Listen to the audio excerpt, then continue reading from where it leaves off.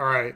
So I know I'm quite a bit behind the curve here, considering it's been what 12 years, but that doesn't matter because it's not the version we're talking about here. Regardless, I am still 3 months behind. Anyway, all that said, I thought I would do a little bit of follow up to some of my previous videos about the Ninja Gaiden Master Collection. So I am actually going to review Sigma 2, and I'll get to the other ones later. Sigma 2 is really the one that has the most to be said about it, I guess. So that's where I'm going to start. Sigma 2 originally came out on PlayStation 3 in 2009 ish. I think 2009. And just like Sigma 1, it's basically a remaster slash like alternate version of the original. With Sigma 2, it's not really a remaster. The original wasn't because it came out at the same time in the same generation. On PC, it's supposed to be. We'll put it that way. It's supposed to be a remaster. Anyway, for anyone who isn't really in the know, like if you didn't play the originals or whatever, Ninja Gaiden Master Collection is all three of the 3D Ninja Gaiden games released by Team Ninja in the Xbox slash PS2 and the Xbox 360 slash PS3 generation, bundled together and released on Switch, PlayStation 4, and Xbox One. I believe PlayStation 5 and Xbox Series X, whatever it's called, as well. I don't know. I don't own either of the new consoles besides the Switch, which isn't new, because it's 4 years old. I don't own them because it's impossible to find one. And ergo, I don't really give a shit. I'm not going to discuss those two consoles because I don't know anything.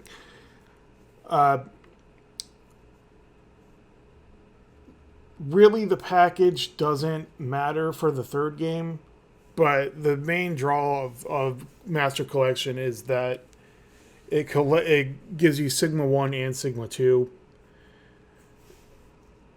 on systems that it wasn't originally released for. You can buy each game separately on PC. I am not positive about the consoles, but you can buy the games separately on PC, but even if you buy the whole package, they're treated as three separate games, so it will add three actual separate games to your library,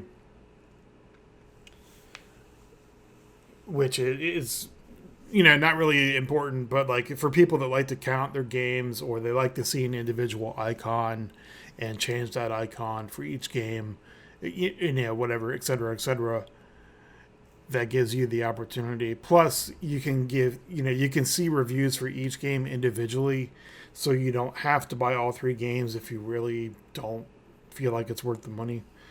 And if you don't, then no one can honestly blame you.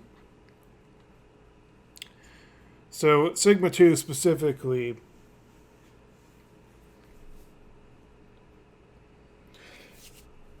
has a lot of extra content that wasn't in the original, but then it also makes changes and removes things from the original.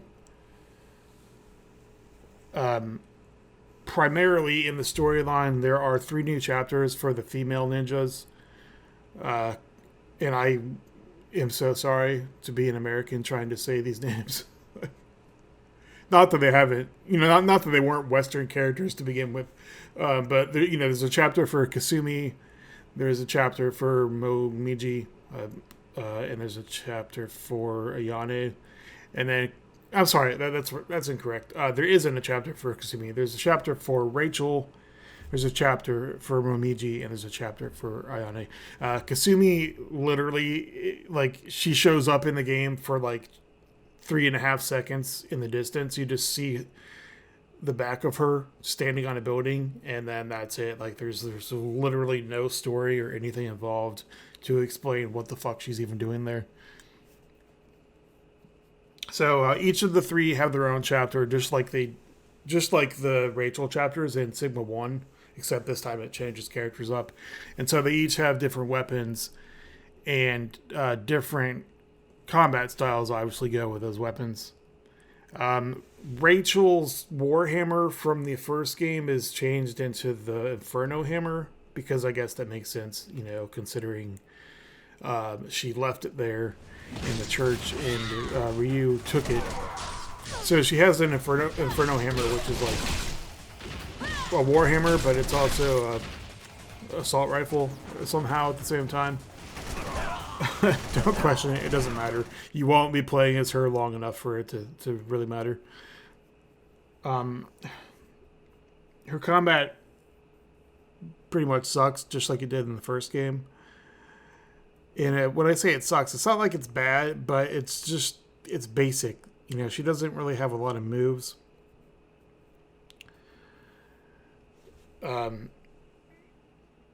Yane, in my opinion, is the best one.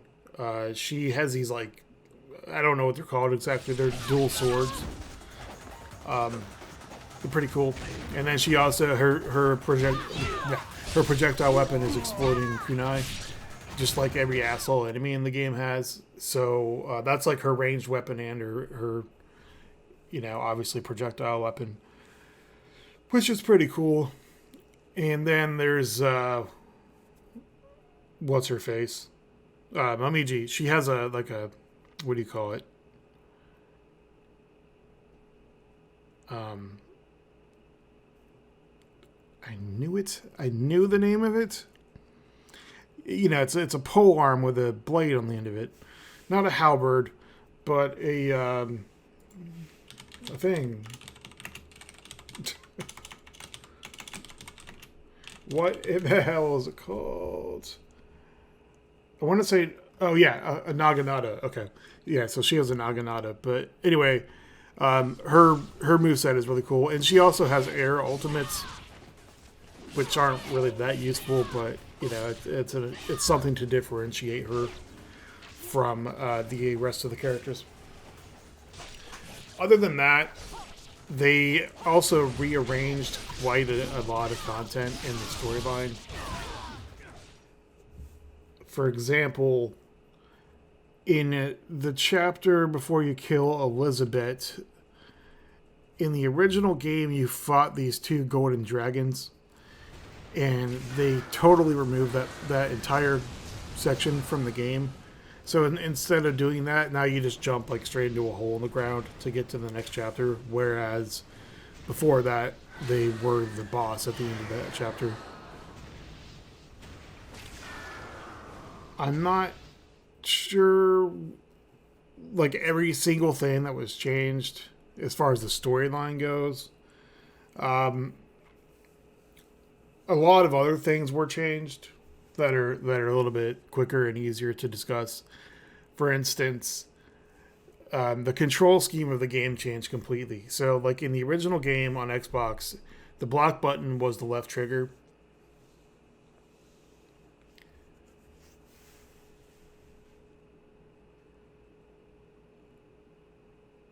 Actually, I'm sorry. I'm talking about Ninja Gaiden 3. The control scheme is the same, more or less, in the first two games. But, like, so you'll see in some of these clips, the use button used to be the right shoulder button on Xbox, and then it was changed to the circle button on PlayStation. And so, because these are the Sigma versions, they're obviously based on the PlayStation controls. So it's just weird. Like, there's certain controls are different. You'll get used to it when you play it, but it's just, especially when you're switching between the three games, and if you actively play them on Xbox, then it's just confusing as hell. They've added some new stuff, like Enma's Fang is one of the new melee weapons, or the only new melee weapon from the original Ninja Gaiden 2. It's a giant sword, and honestly, it's kind of boring and it sucks. That's it, on that department. Ninja Gaiden 2 made some cool changes from the original. It had a lot of new weapons. There were like 2 swords, it just calls them the dual swords. They have names and it explains them in the menu, but as far as the game is concerned, it usually refers to it as the dual katanas. There's actually two different sets of dual katanas because you get another one at the end of the storyline, near the end of the storyline. There's a Kasuri Gawa, which is like a scythe combined with a morning star. It has a chain, but then it has I'm sorry, not a scythe. It has a chain, and then it has a sickle at the end of it, and it's pretty fucking dope. And then, of course, the Vigorian flails are back. There are no nunchucks, but they do have tonfa, which are used. I'm not sure exactly what fighting game character uses them, but if you're familiar with fighting games, you'll know what they are. The lunar staff is back from the first game. The dragon sword, obviously. What else? I think that's it. I don't think there are any other melee weapons besides the special ones that you can't use as Ryu. They also added, I'm not entirely positive about adding this, but there is like a blunderbuss in the game. I have played the original recently, but I'm not sure if it's in the original. There's I forget what it's called, but there was like a giant blunderbuss. They also removed a whole lot of shit. So, like for instance, in the original Ninja Gaiden and in the original Ninja Gaiden 2, the bow and arrow actually had ammo that you had to loot off of dead bodies or chests or whatever. They took that out completely in Sigma 2, so you just have infinite ammo. And then on top of that, you can use both the projectile weapon, which is going to be your bow or your gun, at the same time as your shuriken, which are a different button. So you can't... I mean, you can, but you can't as easily jump up in the air and auto-aim your bow like you could in the first game. This is all just an overview. I'll go into more depth here soon. The Incendiary Shuriken were removed. Who knows why? No, not for any legitimate reason, basically. They were a game mechanic more than anything else in the first game. I mean, they were useful for enemies, but you basically, for the most part, use them to open like specific walls and stuff that had to be blown up or hit with a hammer or something. I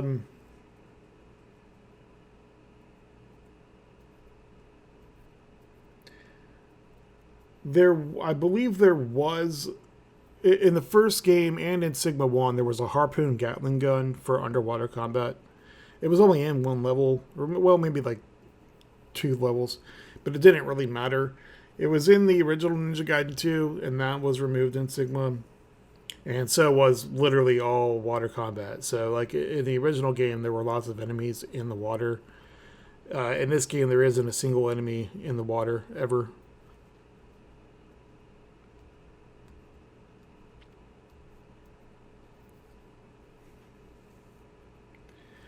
Other than that, the major change really in this game is the difficulty. In a lot of ways, Sigma 2 is harder, but in a lot of ways and overall, it's significantly easier than the original Ninja Gaiden 2. And we'll get to that later.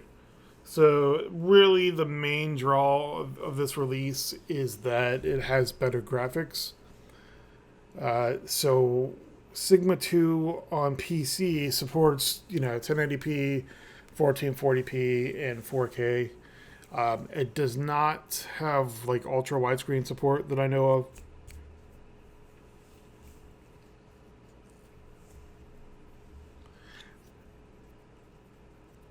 While it has these options, the really stupid thing about it is that you literally have to go in to the properties under launch options and specify the resolution you want in this format, like 1440p, or I guess it would be 2160p for 4K. I don't know exactly how you type it because I don't have a 4K. Well, I do, but I don't use it.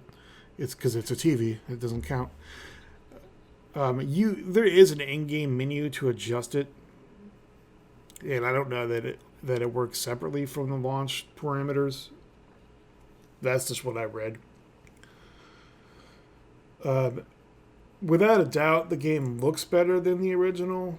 There's a lot of color correction that was done, and it was like the saturation was changed, and it kind of seems like it was cleaned up. It's a little bit darker, but there seems to be more clarity in the graphics. It's hard to explain it. You just have to see them compared. I mean, they look similar, but different. A lot of other stupid things were changed, but this isn't unique to Sigma 2. For instance, Life of the Gods was an item that you used to upgrade your life bar permanently. Once you got 9 of those, it would expand your health bar a little bit. In the original game, you had to actually use them, but in Ninja Gaiden 2 and in Sigma 2, it just automatically applies them, which isn't, that's not a bad change. There were also Lives of the Thousand Gods, which expanded your health bar, and there was like a ridiculous exploit that was never fixed in the original game, where you could keep a Lives of the Thousand Gods in your inventory until, let's say, your health was at 1 millimeter. If you use the Lives of the Thousand Gods at that point, it would expand your health bar, and then it would heal you all the way to full. So they took that out in Sigma 2.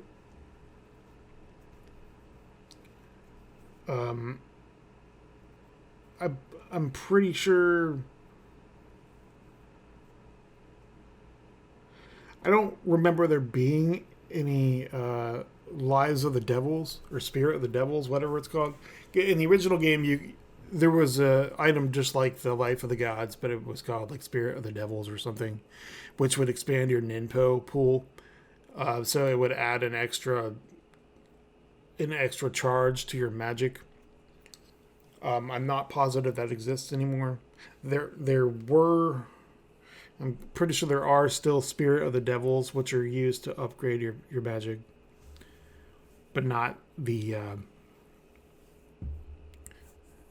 ones to actually expand your magic pool.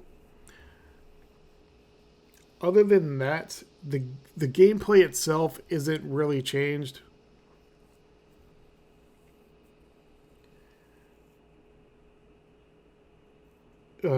Spirit of the Devil, I think it's called. The combat mechanics themselves aren't changed, but the actual gameplay is.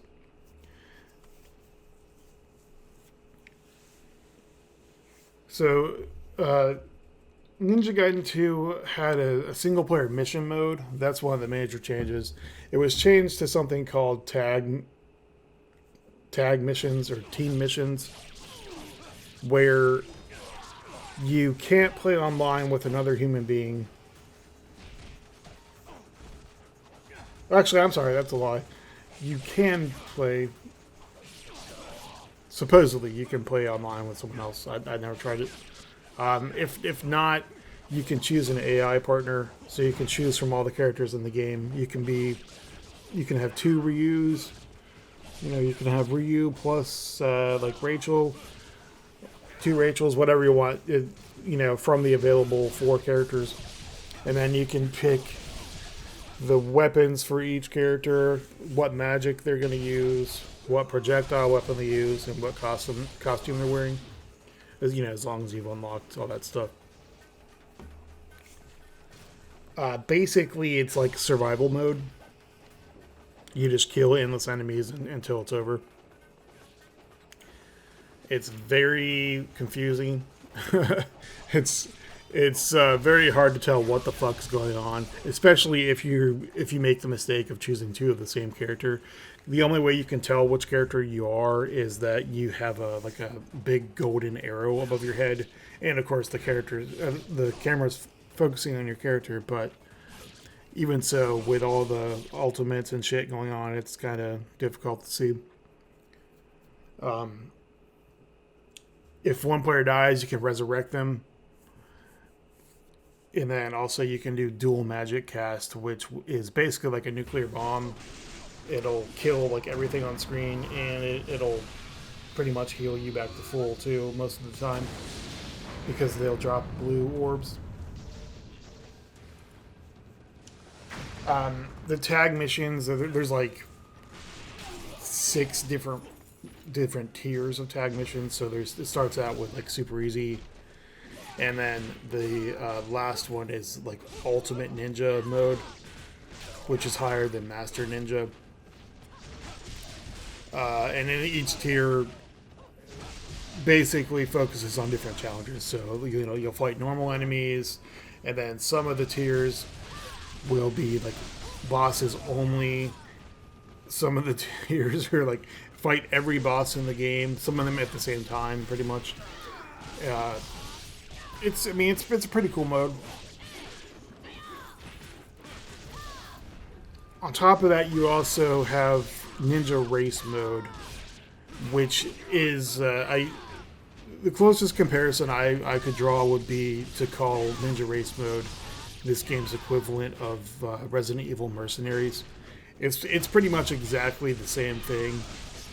So you choose a chapter or an arena or whatever, and basically you kill everyone that exists, and then when you kill them, instead of the normal yellow and red and blue orbs, they'll drop like white orbs or green orbs or purple orbs, which give you bonus time. They add to your timer, and then some of them are like combo modifiers, just like in Resident Evil Mercenaries. Like you know, if you hit those hourglass things, it would give you bonus time, or it would give you additional time. And the only major difference is that the Ninja Race mode still has like checkpoints. It has save points every now and then that will give you additional time.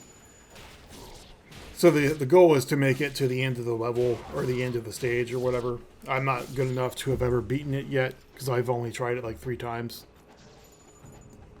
But it's pretty cool.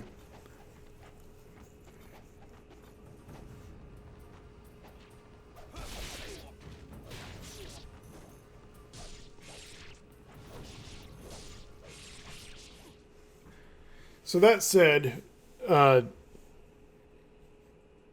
gameplay-wise, there are some major differences, like I was alluding to earlier, that you really wouldn't know anything about unless you've played the original game.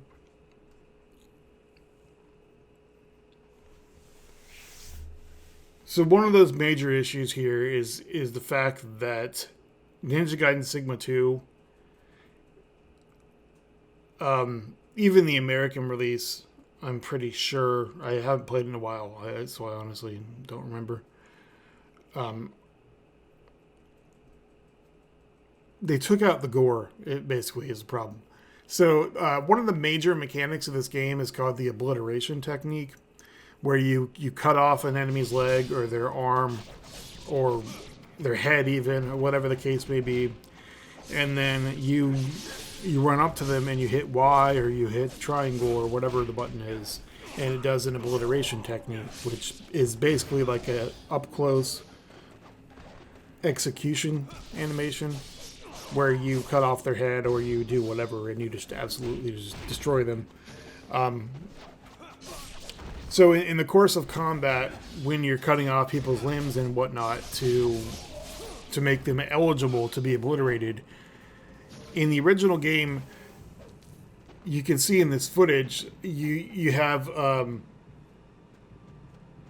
limbs just like flying everywhere and shit. They're like you'll chop people's bodies up in midair, and you know, like their torsos will fall on the ground, and their legs will go flying, or their heads, or whatever.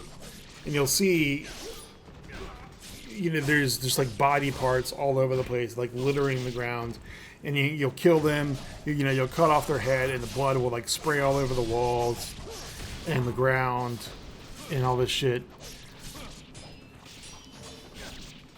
But in Sigma 2, that's just completely missing. The only thing in the game is blood.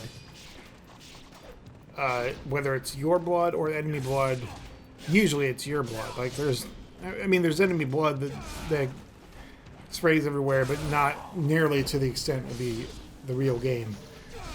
So those limbs and stuff, the models don't exist. They won't go flying anywhere. They won't be on the ground.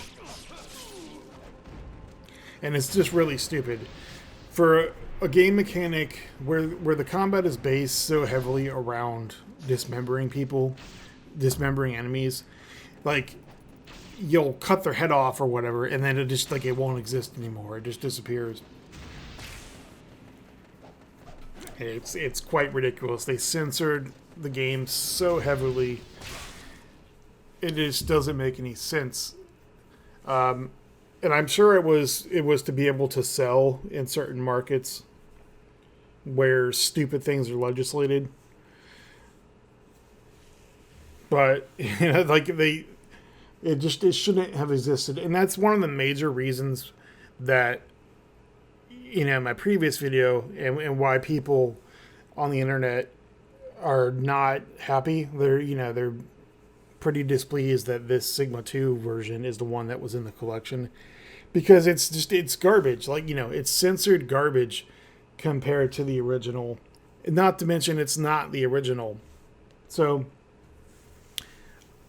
I don't know the full story, but basically Tomonobu Itagaki, the director for Ninja Gaiden 1 and Ninja Gaiden 2, left the company due to some, you know, I don't know what the real issue is, and I'm not going to even speculate. But he left the company. I think it has something to do with Sigma 1. From everything I've ever read, he didn't want Sigma 1 to happen. He didn't want the game ported to PlayStation. But whatever. So when he left the company, this other dude, I don't know his full name, Hayashi, took over. And you can kind of plainly see where the shift in direction happened with Sigma 1 and Sigma 2. One of the stupidest things that was added to the game was this major focus on fighting these like giant enemies, like these statues or the Statue of Liberty or whatever. And it's not like that didn't exist in the game to begin with. The Archfiend in Ninja Gaiden 2, this game, his first form is basically a giant statue. The fight mechanics are the same in like all these statue fights, basically. And then they have two giant hands / arms. They use the arms and the hands to slam the platform that you're on, or to try to grab you. Some of them cast spells, with their hands. And that was even in the first Ninja Gaiden, like that Bone Dragon dude that you fought. That was his entire moveset, was tail swipe, using his leg / claws, whatever, to slam or to grab you. And then he would also shoot like bone things at you. That was it. I'm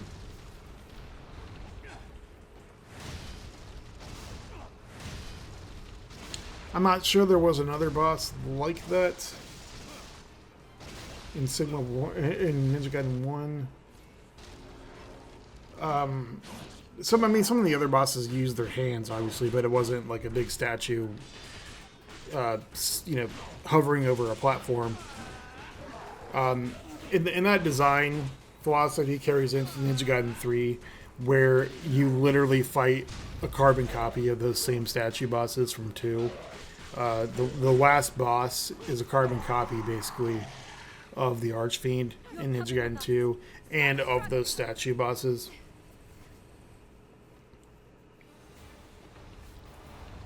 So that was like the major focus in boss design, which is, to say the least, shit tier compared to the previous stuff in the games. The other major thing, like I was saying previously, is the difficulty in this game. It's significantly lower overall than the original.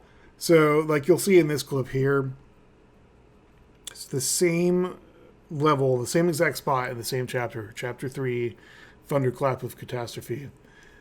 You fight like... Normally you would fight like 10 or 12 or whatever of these Van Gelfs, these stupid winged demon things. And you'll see here in the Sigma 2 section, there's like maybe 5 or 6 of them. In the original Ninja Gaiden 2 section, there's like 12, all at the same time, pretty much.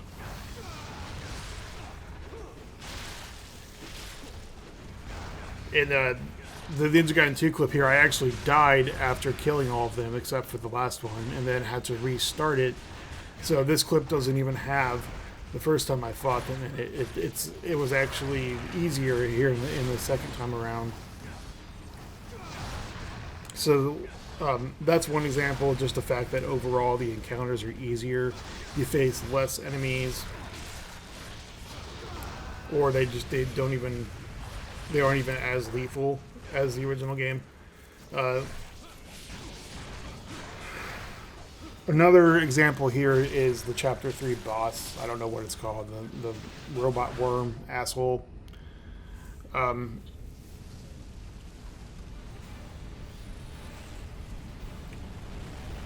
He is significantly easier in Sigma 2 because of some of those game mechanics, like I described, the infinite ammo. In the Xbox version, there's these 2 corpses. There's one on each end of the tunnel that have arrows in them that you have to loot to shoot him. I mean, technically it should only, like 30 arrows should be enough, assuming that you had healing items or whatever to survive getting hit by everything.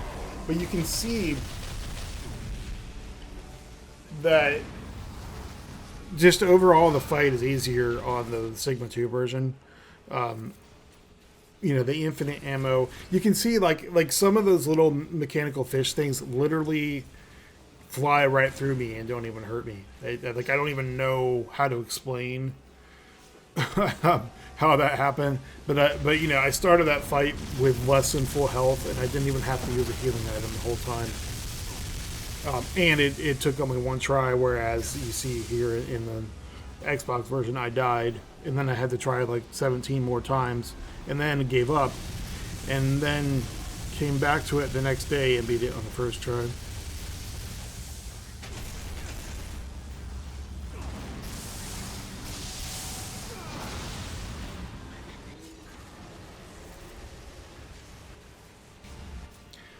In addition to the team, the tag missions and the ninja race, there's also a challenge mode called Chapter Challenge. Basically, it's just like time trial without a timer. It's the same thing as playing the game through normally, but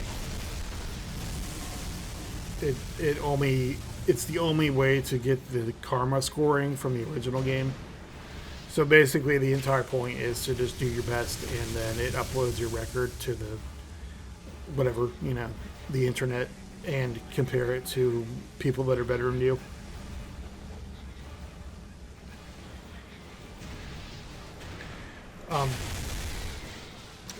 I realized after watching that clip, I was confused while making it in the first place. They actually removed the ranged ultimate, and you did see me try to do it a few times actually. Like holding the button forever, waiting for the ultimate to trigger, and it doesn't. So in the original Ninja Gaiden 2 and the original Ninja Gaiden, even in Sigma 1, there was a ranged ultimate where if you just held the button long enough on the bow, it would absorb karma, or I'm sorry, orbs, or just even without orbs, it would do an ultimate attack that did way more damage, and that was removed as well.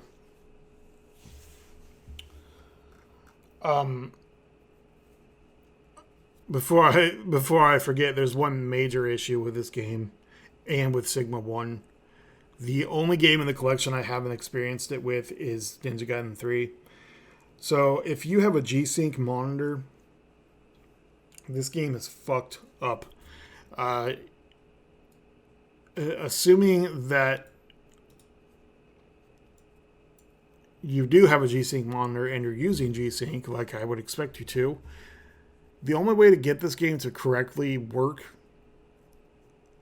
is to go into your NVIDIA control panel and then go into the individual program settings and then choose, you got to manually choose the game executable. And then for each one, you got to go in,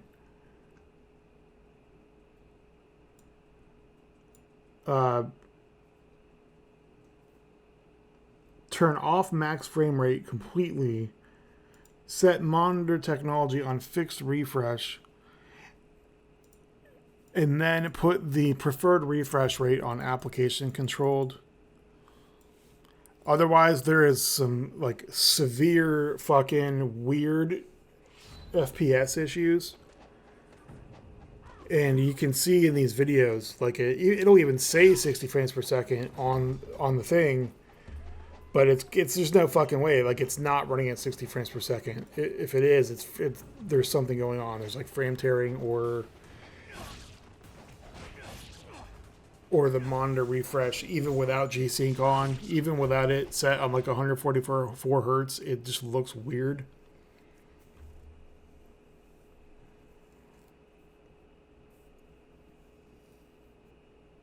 And I've had the issue regardless of trying to record with NVIDIA Share in desktop mode or directly through the game itself. It just it doesn't run at the right frame rate.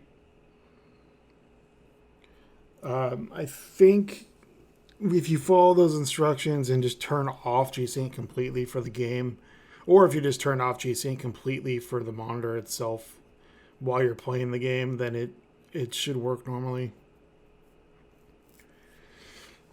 But yeah, I mean, that's about it. The game, unquestionably, as far as graphics, I don't like the difference in the health bar design. I think it looks crappy in Sigma 2. But the graphics, other than that, are undeniably better. It's supposed to run to 60 frames per second. It supports higher resolutions. It looks crisper. Everything looks higher resolution and just sharper.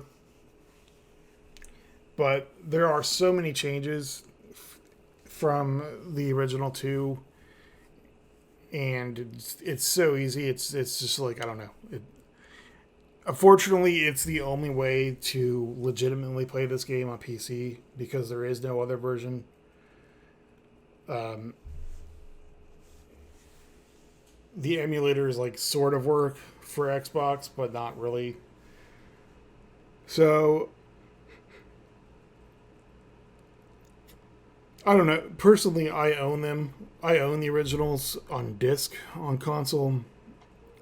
So there isn't really any legitimate reason for me to have them on PC, but if you don't own them, I suppose that the Sigma collection and Sigma 2 specifically is an acceptable alternative.